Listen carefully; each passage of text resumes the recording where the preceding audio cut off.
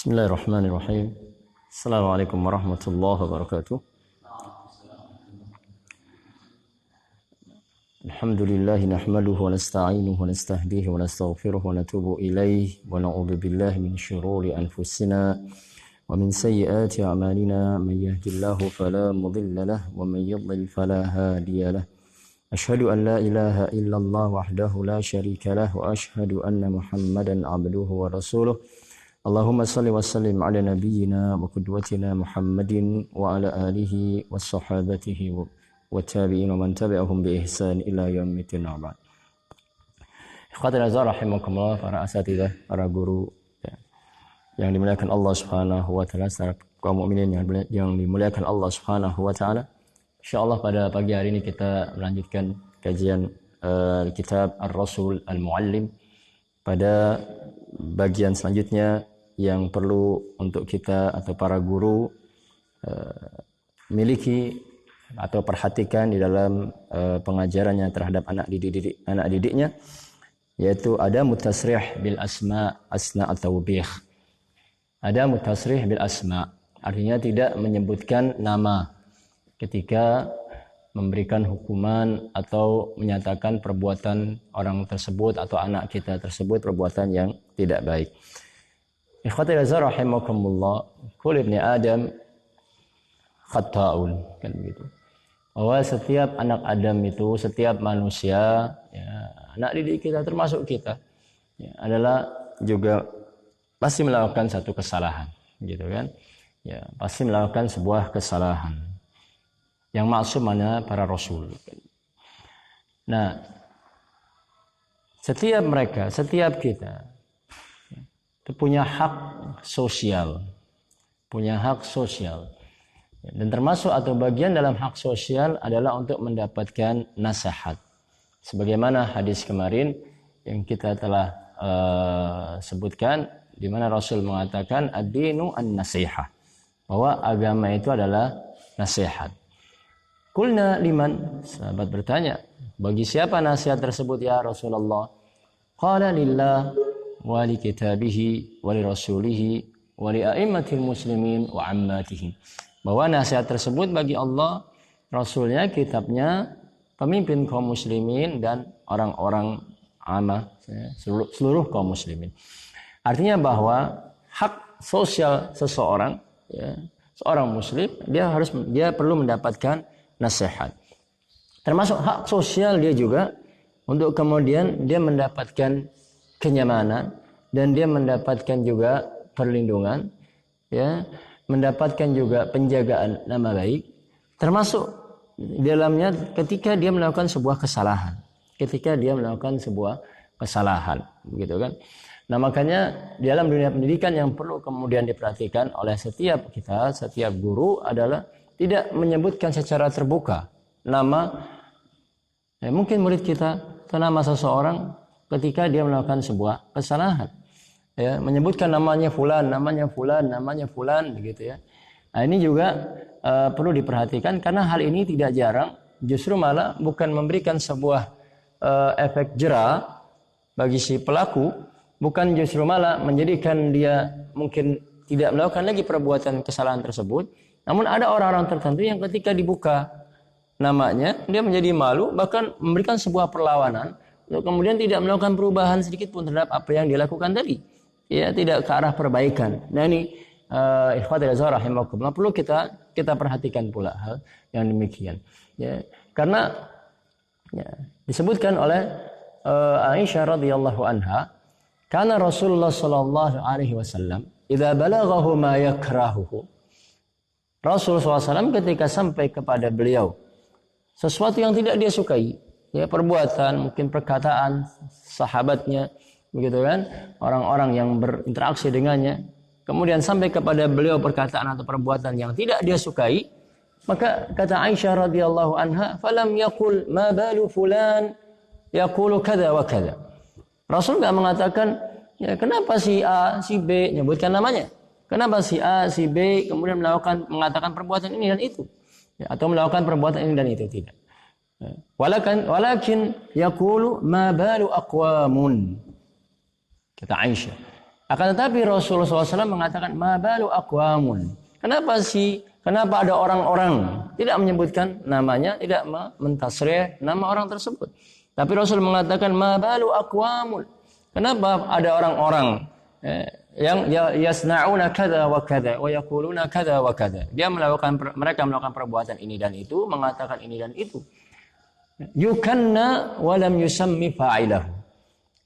Kata Aisyah radhiyallahu anha, namun Rasulullah SAW memberikan kunyah saja. Artinya tidak menyebutkan namanya, hanya memberikan secara ini kinayah saja, gitu kan? Ya, dan tidak menyebutkan nama. Inilah Rasulullah SAW. Dan ini jelas ketika ada 3 orang kan? Ada 3 orang yang mendatangi Aisyah radhiyallahu anha. Yang kemudian ingin tahu bagaimana ibadah Rasulullah SAW. Lalu kemudian dia mendatangi Aisyah radhiyallahu anha. Ya. Lalu dia mengatakan, salah orang mengatakan, ini masyhur hadis ini kan, bahwasanya ana usolli wala arkud. Saya akan sholat tanpa aku istirahat, sholat terus sepanjang malam. Lalu kemudian yang kedua mengatakan, ana asumu wala uftir. Aku akan puasa terus hari-hari tanpa kemudian ada hari-hari yang aku enggak buka. Kemudian yang ketiga mengatakan, wala atazawwajun nisa, dan aku tidak akan menikahi perempuan. Mereka menganggap bahwa perbuatan ini suatu ibadah yang luar biasa. Begitu kan? Ketika dia bisa sholat tanpa tidur, maka ibadahnya luar biasa di situ.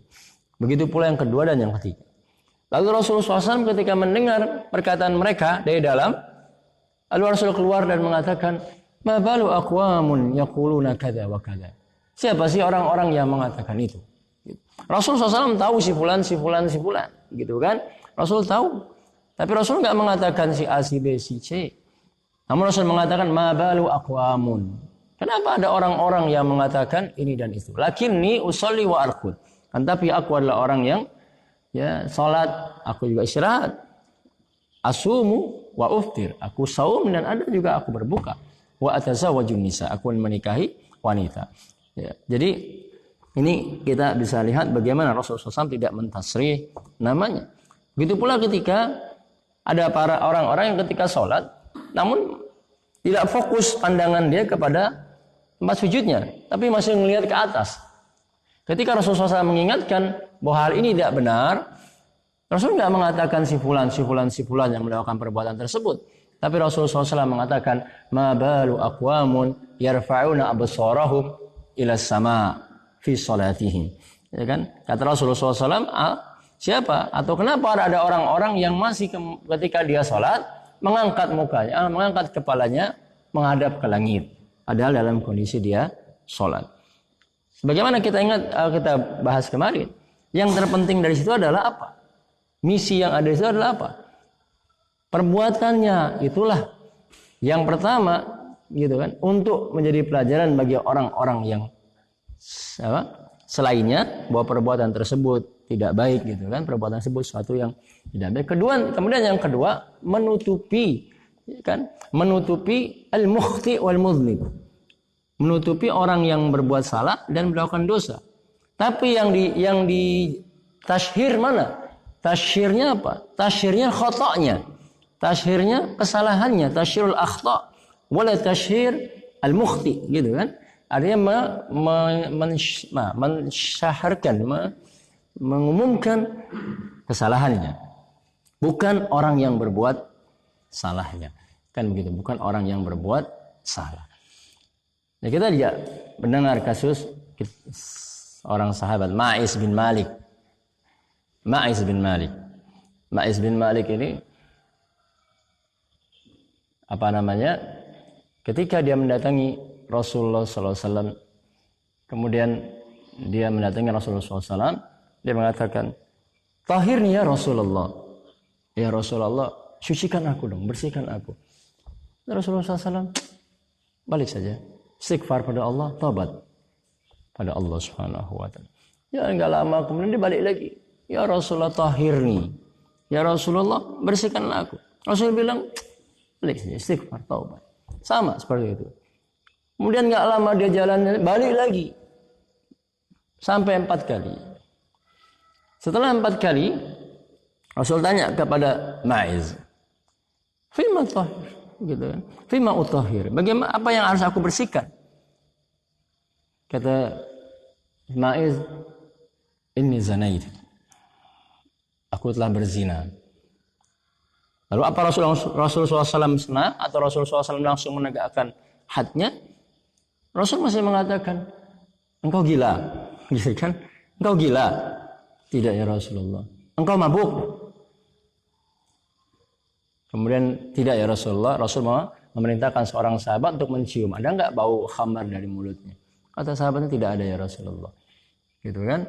Kemudian Rasul menegakkanlah had di situ. Nah, di balik itu ada seseorang yang lain, Allah alam, ada yang mengatakan sayyidnya, ada yang mengatakan tuannya, yang memaksa Ma'iz untuk mengadu perbuatannya, mengadukan perbuatannya ke Rasulullah SAW. Hazal. Ya, jadi ketika dia melakukan perbuatan tersebut, Hazal ini yang agak memaksa. Udah akui aja perbuatan dari Rasul. Akuilah kamu di hadapan Rasulullah SAW. Kamu telah berzina. Begitu kan? Ketika Rasulullah SAW mengetahui apa yang dilakukan Hazal, yang agak memaksa Ma'iz untuk mengakui perbuatannya ke hadapan Rasulullah SAW, kata Rasulullah SAW, ya Hazal, law satartahu biridaika lakana khairan lak. Kata Rasulullah SAW, wahai Hazal, kalau seandainya engkau tutupi aib Ma'iz, walaupun hanya dengan rida, dalam riwayat lain saub, walaupun hanya dengan selendangmu, ya, atau bajumu, itu lebih baik buatmu. Jadi kalaupun engkau tutupi saja, engkau tahu perbuatan Ma'iz, tapi enggak usah engkau paksa-paksa supaya, ya, atau enggak usah kamu melaporkan, gitu kan? Biarkan saja. Walaupun engkau kemudian engkau enggak dapati sesuatu untuk menutupinya, cuma ada satu hal menutupinya dengan selendangmu, tutupilah dengan itu. Maksudnya Rasulullah SAW, walaupun sampai sekecil apapun kamu berusaha, ya, alat yang dipakai untuk menutupi, ya, aib saudaramu, walaupun hanya sebatas dengan selendang, tutupilah itu, gitu kan? Maka Rasulullah mengatakan kalau engkau bisa melakukan itu lebih baik buatmu. Jadi ini kita bisa lihat bagaimana anjuran, arahan daripada syariat kita yang luar biasa. Syariat ini yang memberikan masih, gitu kan, kenyamanan, artinya memberikan masih kesempatan untuk orang yang berdosa tadi untuk bisa memperbaiki, begitu, untuk bisa memperbaiki. Bahkan Rasul sampai mengatakan, taubatlah kamu, istighfarlah kamu, begitu. Ikhwanizah rahimakumullah. Nah ini artinya bahwa sebisa mungkin kita ketika ada, ya, mungkin kita lihat anak didik kita, murid kita, santri kita melakukan kesalahan-kesalahan yang dia tidak menjaharkan. Lain halnya kalau dia mujaharah. Lain halnya kalau dia menjaharkan kesalahannya, menjaharkan kemaksiatannya, menampakkan secara bangga dan tidak ada perasaan menyesal dalam perbuatannya yang, ya, maksiat tadi. Maka hal ini boleh untuk kemudian kita angkat, kita laporkan ke qadhi, kita laporkan ke hakim, kita laporkan ke bagian mungkin bagian yang memang berwenang untuk memberikan sanksi dan sebagainya. Ketika memang kita melihat ini anak misalnya, gitu kan, anak yang memang, mohon maaf misalnya, yang kelihatan nakal, anak yang memang kelihatan agak susah untuk kemudian diarahkan, melakukan kesalahan terbuka dan sebagainya, itu boleh. Tapi kalau seandainya ada seorang anak yang memang, anak ini kalem gitu, anak ini baik, anak ini memang banyak kebaikannya, anak ini soleh, secara umum begitu kan, tapi kemudian melakukan sebuah kesalahan, bisa jadi kesalahan tersebut kesalahan yang memang memang kesalahan yang, ya, manusia lah, ya, kesalahan yang memang ya dia terjatuh, dia lupa, dia lakukan. Nah yang seperti inilah yang kemudian kita tutupi. Tapi kalau orang yang sebaliknya, orang yang kemudian tampaknya nggak ada taubatnya, tidak disebutkan namanya, dia masih melakukan perbuatan tersebut, kemudian juga kayaknya anak-anak yang memang termasuk orang-orang yang bangga dengan kesalahannya, maka boleh kita angkat ke, misalnya, ke orang atau bagian yang memang berwenang untuk menjatuhi sanksi, gitu kan. Dalam hal ini qadhi. Karena kalau sudah sampai di qadhi, gitu, kalau di hakim, ya, maka syafaat itu udah nggak ada nilainya lagi. Ketika sudah sampai ke qadhi, kan, ketika sudah sampai ke qadhi nggak ada nilainya lagi syafaat tadi kalau dalam dunia hukum. Nah ini ikhwati azza rahimakumullah, Ya, jadi yang perlu kita perhatikan adalah bagaimana kita untuk menyembunyikan sedemikian rupa nama ketika kita menyatakan perbuatan itu tidak baik, salah. Ya, mungkin juga ketika kita melihat kesalahan, dosa dan sebagainya yang dilakukan oleh anak didik kita. Nah, ikhwani rahimakumullah.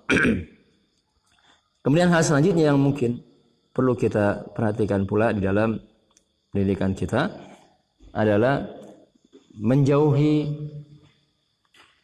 pemukulan dalam pendidikan kita, gitu ya. Bukan menjauhi, artinya mungkin sebisa mungkin, gitulah. Bukan nggak boleh, sebisa mungkin menghindari pemukulan dalam dunia pendidikan kita. Dalam hal ini memang ada pakar-pakar pendidikan barangkali yang sama sekali tidak memperbolehkan, gitu kan? Sama sekali tidak memperkenankan, bahkan mungkin dalam tanda kutip diharamkan pemukulan sama sekali dalam dunia pendidikan. Apalagi sekarang kan hati-hati juga tuh, salah dikit, mukul dikit itu bisa, ya kan, kasus, ya polisi dan sebagainya. Nggak jarang orang tua murid nuntut gurunya, gitu kan, dikarenakan dia mukul. Nggak jarang pula kemudian juga diperkarakan, artinya dibawa ke pengadilan kasus-kasus pendidikan yang sebenarnya mungkin bagian dari pendidikan itu sendiri, pemukulan. Jadi ada yang mungkin mengharamkan. Tapi kalau kita lihat bagaimana dalam Islam, maka ya, pemukulan sesuatu yang diperlukan, gitu kan? Sesuatu yang diperlukan dalam dunia pendidikan. Tetapi pemukulan ini tidak kemudian pertama kali langsung dilakukan. Satu, pemukulan terhadap anak yang memang mungkin, mohon maaf misalnya kan nakal, kemudian susah diarahkan, berkali-kali dikasih tahu nggak bisa, begitu kan. Nah ini, dan pemukulan yang kita lakukan itu bukan ketika kita pertama lihat langsung kita pukul. Kemudian yang kedua, pemukulan yang dilakukan pun dalam Islam ghairu mubarrad, gitu. Tidak yang menyakiti kemudian memberikan bekas. Ya, misalnya kan Rasul mengatakan ittaqil wajh. Jangan engkau pukul wajahnya, begitu kan? Kenapa? Karena wajah bagian daripada kehormatan seseorang. Wajah bagian daripada kehormatan seseorang. Ketika kita sujud saja, ketika kita sujud dalam sholat, wajah kita cuma berikan pada Allah penghinaan wajah kita ini dengan mensejajarkan wajah kita dengan kaki kita ketika kita sujud. Nah, itu hanya kepada Allah Subhanahu wa taala. Artinya wajah ini menjadi bagian atau anggota tubuh yang menandakan kehormatan seseorang. Maka Rasulullah SAW mengarahkan kepada kita, kalau mau memukul jangan kau pukul wajah, gitu kan? Jangan kau pukul wajah. Artinya bahwa di dalam pendidikan Islam pemukulan boleh. Setelah apa? Setelah adanya peringatan, setelah adanya kemudian mungkin hukuman yang mungkin bukan bagian daripada pemukulan, mungkin suruh diri, mungkin suruh muter lapangan, mungkin ala kulihat, gitu kan, lari muter lapangan, mungkin melakukan, nanti dihukum yang seperti itu. Kemudian setelah artinya berbagai upaya untuk mengarahkan dia tanpa pemukulan tidak berhasil, baru ya dilakukan apa yang terakhir adalah pemukulan. Karena itu al-azhar rahimakumullah, di dalam hadis Rasulullah SAW mengatakan ya kan? Rasulullah SAW mengatakan dalam hadis yang dimana beliau menyebutkan bahwa murru as-sabiyya bis-shalah wa hum abna'a sab'i sinin. Begitu kan? Perintahkan anakmu untuk sholat dalam usia mereka masih 7 tahun. Wadribuhum 'alaiha wa hum abna' asyr. Pukullah mereka pada usia sudah 10 tahun kalau masih tidak melakukan sholat. Wa farriqu bainahum fil madaji. Pisahkan di antara mereka dalam tidur mereka, tempat tidur mereka. Artinya pemukulan boleh dilakukan. Setelah apa? Setelah usia 10 tahun. Kemudian sebelumnya dilakukan apa? Sebelumnya dilakukan arahan dulu. Pada usia 7 tahun sudah diajarkan, pada usia kemudian sudah diberikan pengetahuan tentang sholat dan sebagainya. Terkait dengan sholat, dia bisa melakukan sholat sendiri, kemudian dia bisa menegakkan sholat sendiri, begitu dia sudah tahu bagaimana sahnya sholat dan sebagainya. Tapi kemudian pada usia 10 tahun setelah dia mendapatkan ilmunya, kemudian setelah dia bisa melakukan sholat, masih nggak melakukan juga pada usia 10 tahun, baru kemudian kita pukul. Pukul pun kata Rasulullah SAW, jauhi wajah. Nah ini ikhwati azza rahimakumullah. Jadi sebisa mungkin menghindari pemukulan. Ya, sebisa mungkin. Pemukulan hanya solusi terakhir. Kalaupun pemukulan dilakukan, hindari bagian wajah. Gitu kan? Pemukulan yang tidak sampai menyakiti berlama-lama begitu kan. Nah ini. Atau tidak membekas sehingga memberikan malu. Ya kan, memberikan malu. Wajah kalau ditampar itu bekas biasanya. Wajah kalau ditampar itu bekas. Tapi kalau kaki mungkin nggak berbekas. Mungkin, Allahu a'lam. Atau yang lain lah ya, atau mungkin tangan dan sebagainya. Allahu a'lam. Kemudian ada istilah ulama. Ada mengatakan pemukulan tidak boleh melebihi daripada 3 kali. 3 pukulan. Begitu kan? Pemukulan ada yang mengatakan tidak boleh melebihi dari 3 kali. 3 pukulan. Cukup sampai maksimal 3. Tetapi ada yang mengatakan boleh sampai 10 kali.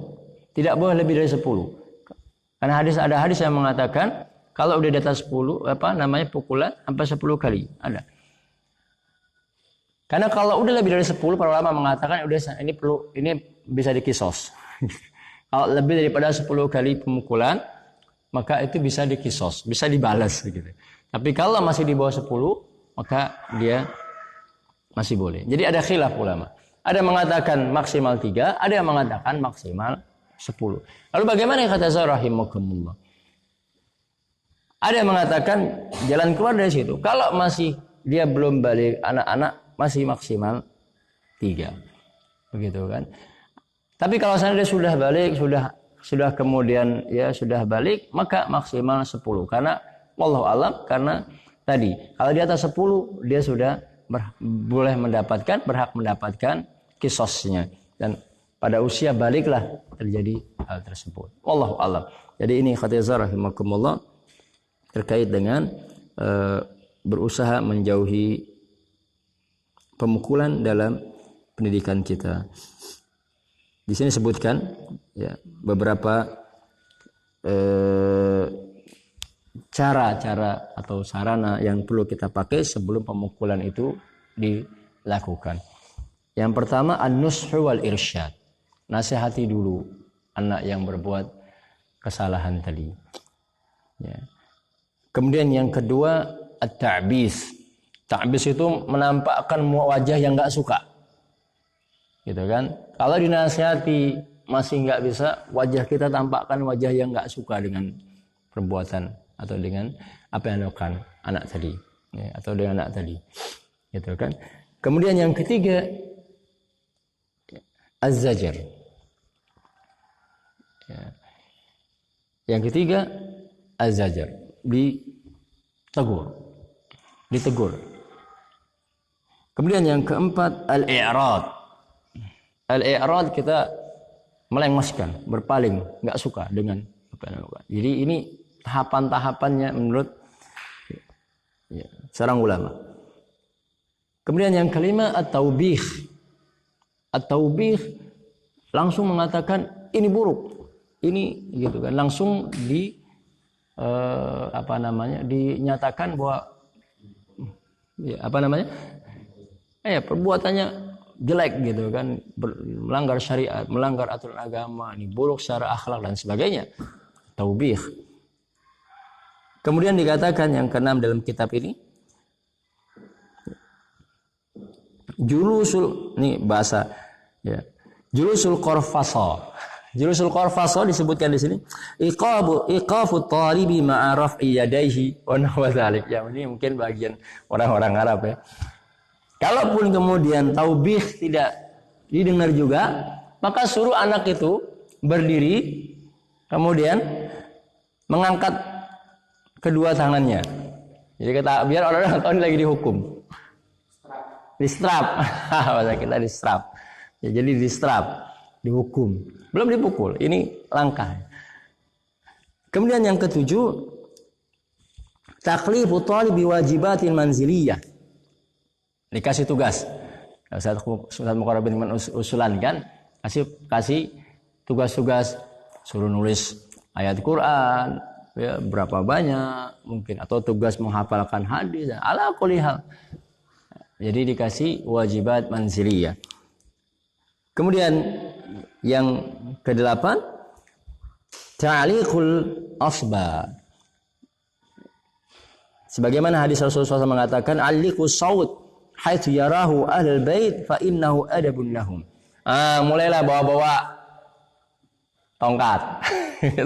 Ya, mulai bawa tongkat. Ini udah berbagai upaya masih belum bisa juga, sampai dikasih tugas masih bandel juga, masih susah juga gitu kan kurang lebih.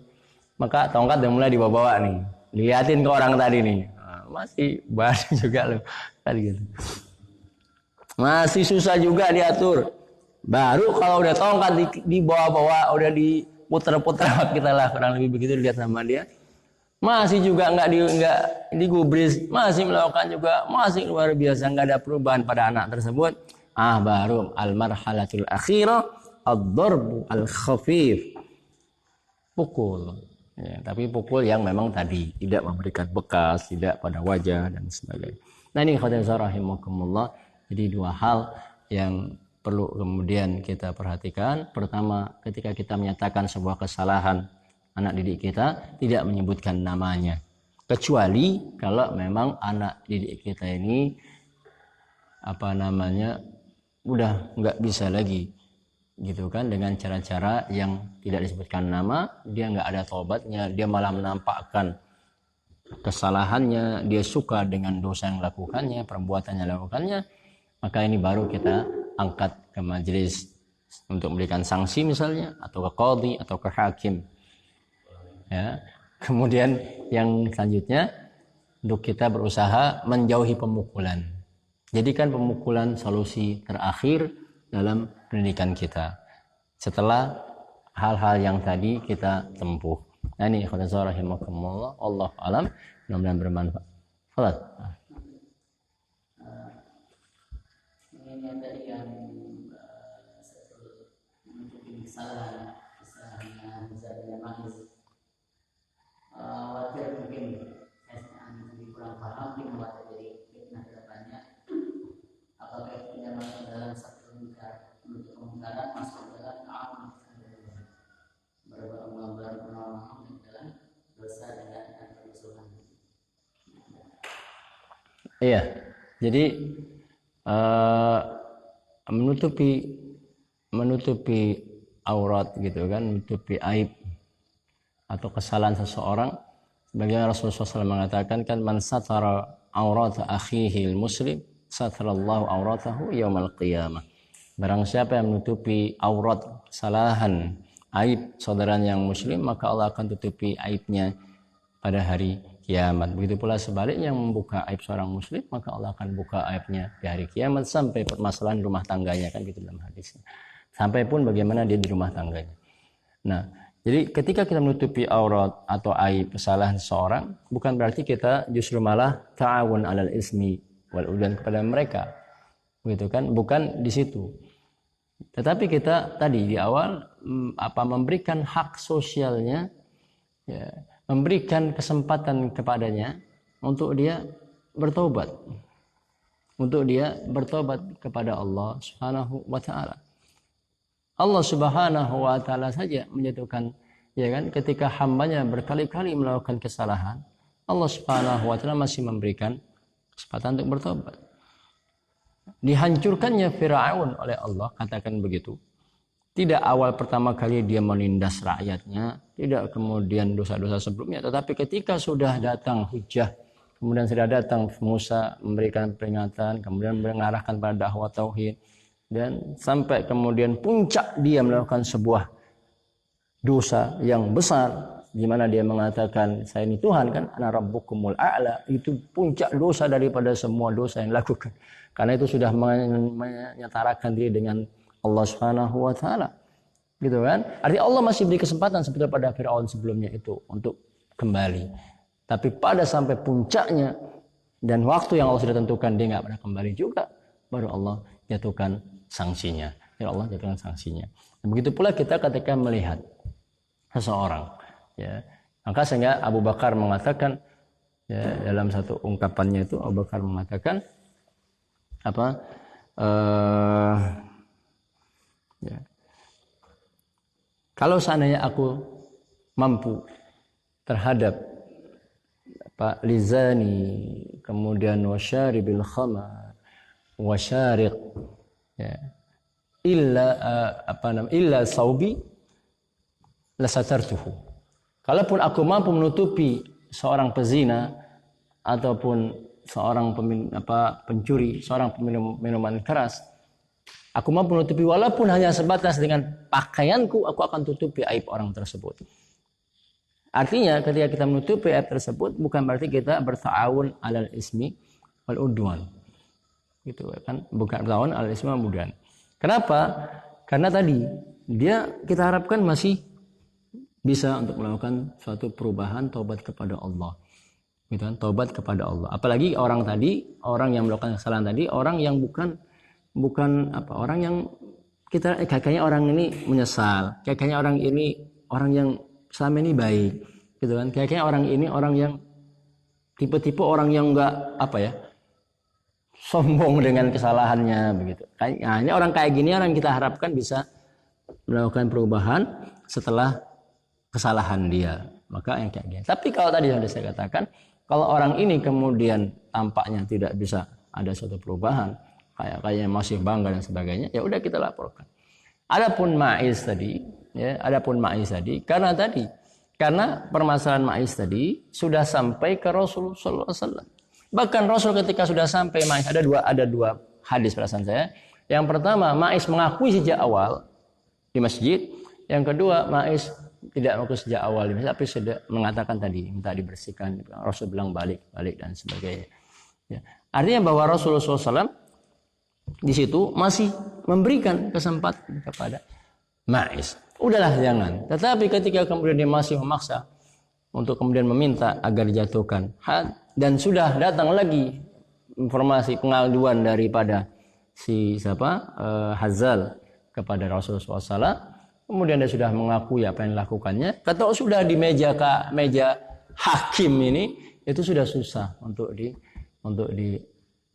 tarik kembali kan begitu, untuk kemudian diberikan syafaatnya. Jadi agak berbeda ya ketika kita melihat bagaimana sejak awal ditutupi seseorang dalam hadis yang tadi dengan Ma'iz yang memang pada saat itu ya dia mendatangi Rasulullah SAW dan mengakui, meskipun pengakuan dia itu dari desakan Hazal tadi begitu kan, dari Hazal tadi yang kemudian akhirnya melaporkan ke Rasulullah sallallahu alaihi wasallam. Allah alam itu barangkali.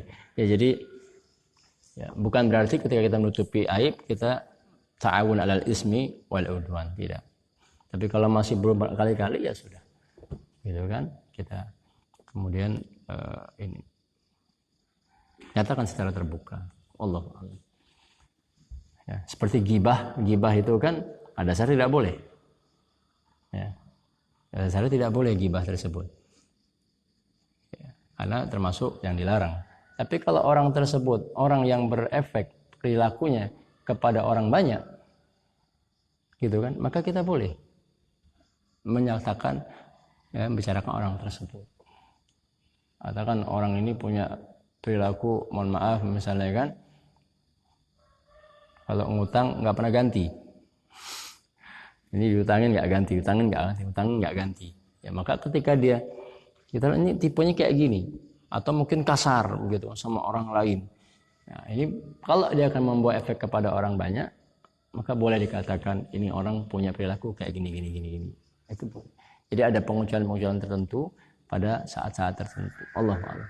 Itu insyaallah. Tayyib khaiza rahimakumullah. Hah?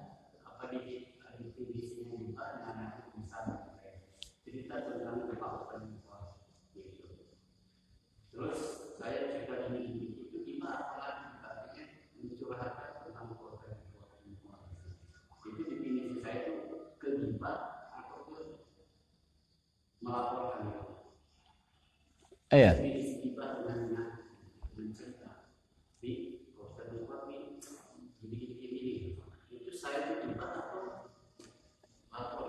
Iya, jadi gibah itu,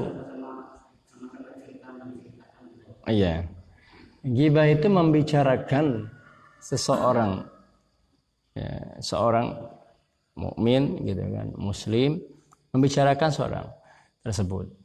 Dari kata gaib, nggak ada orang yang kita bicarain. Jadi orang itu nggak ada di situ, kan gibah gaib, ya kan?